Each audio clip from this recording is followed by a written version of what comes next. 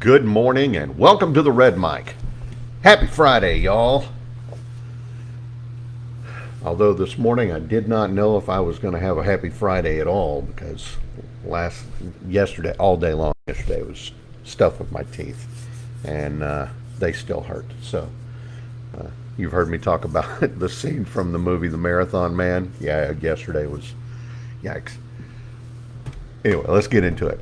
These Red Mic messages are leadership and life lessons I picked up from 25 years as a public servant, 16 years as a youth football coach and scouting volunteer, and 10 years as a mediocre athlete with far more heart than actual physical ability.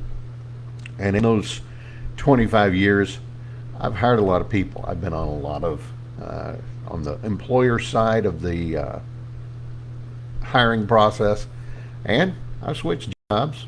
I mean, you don't have a 30-year career without a few job changes, and I've been on both sides of that employment carousel, and I'll be honest with you, neither side is fun. It just really isn't. But today we're going to talk a little bit about job salary transparency in job postings.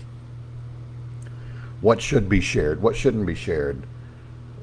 What should you as the employer do? What should you as the possible employee do? So let's jump into it. It goes without saying that attracting top talent is crucial. I think one of the best ways to do this is make sure that you are completely transparent in your posting. You know, here's what we want this job to do. Here's what we're going to pay this person, this range. Here are the measurables, here are the intangibles, yada, yada, right? Now, studies have shown over and over and over that job seekers are going to be more likely to apply for positions if salary information is provided. In fact, a 2021 survey by PayScale showed that about 70% of job seekers think salary transparency is very, very important, and that a lack of salary information will keep them from applying.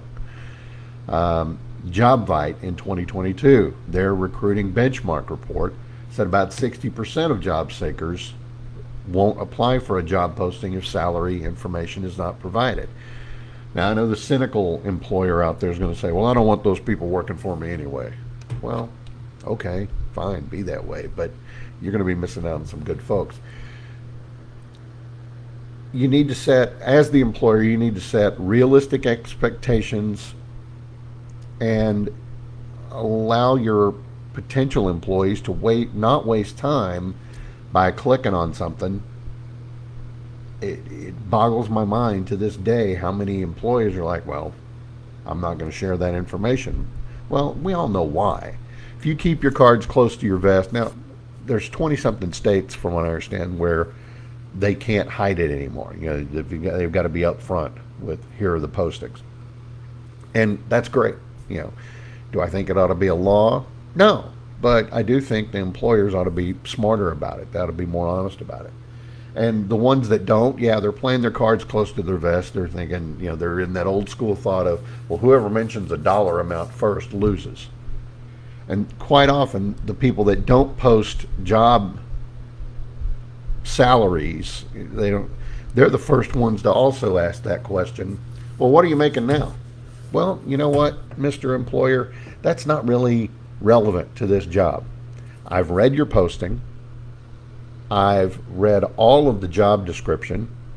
I can tell from the job description that I have all of these qualifications and maybe more, and I'm willing to do the job if the salary is right. So why don't you tell me what the salary is? Well, we'll get to that later. Well, then I'm not going to apply. Or conversely, if it's a guy who's trying to meet you halfway and they're posting the salary, but then the first question out of the box is, what's your current salary? Well, again, how is that relevant? I can do the job. I meet all of these qualifications. Are you going to use my salary as a way to exclude me? You know, oh, well, you make 20 grand a year less than what I'm asking, what I'm going to be paying. You must not be worth this. Or any of those other thoughts that might go through their head. You know, job posters. By including salary ranges in your postings, you're going to attract qualified candidates. And yeah, you're going to attract some that aren't qualified, but you can screen those out, you know. You're going to demonstrate that you believe in transparency and fairness. It's going to reduce your time to hire. It's going to improve the candidate experience because it's a transparent approach. So again, why do you care what their current salary is? Get over yourself. And applicants, know your own worth. You have to make the decision, okay, they're asking my salary or they're not posting the salary. Do I really want to work there? Are you in that 30 to 40% that are going to say no? I know my answer, but you know, maybe I'm spoiled a little because as a state employee, I've known the salary range for every state job that I've ever applied for because it's listed there in solid black and white. The exceptions are a lot of jobs in education, for example. Well, I've applied for a few of those jobs and I've never been able to quite crack that particular code.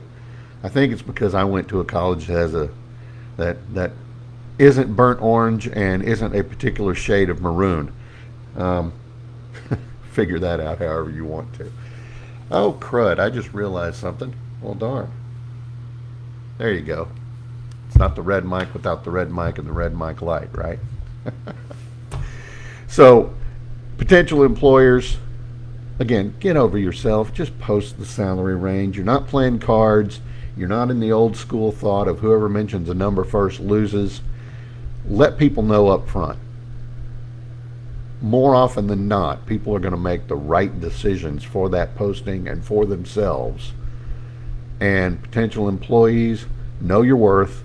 Try to figure out from that posting if ultimately you want to be in that 30 or 40% if they're not listing everything up front. Those are my thoughts for this Friday. I hope you enjoyed it.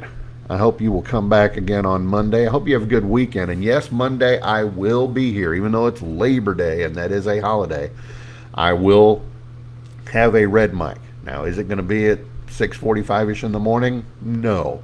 I may actually even record it the day before. I don't know. But there will be a red mic on Monday. I don't know what time it is going to be, so don't hold me to that. But there will be a red mic on Monday. But on Monday, you know, it is Labor Day, so if you are laboring, I hope you're getting overtime for it. And if you're not laboring, think about everybody that got that day off for you. I hope you have a good weekend. I hope you'll join me again next week. I hope you will give me a like, a follow, and a share because this channel's not going to grow without a little bit of help from all of y'all. I hope my child had a good birthday yesterday, and I'm really looking forward to seeing DJ this weekend. Looking forward to seeing my other son and his, I'll say girlfriend. They're practically fiance, but they're not there yet. So, and again, I will be singing the national anthem at the Round Rock Express game on Sunday. So if you're in the greater Austin area, why don't you come on out? I'd love to see you. And until next time, remember, life is short. Drink the bourbon.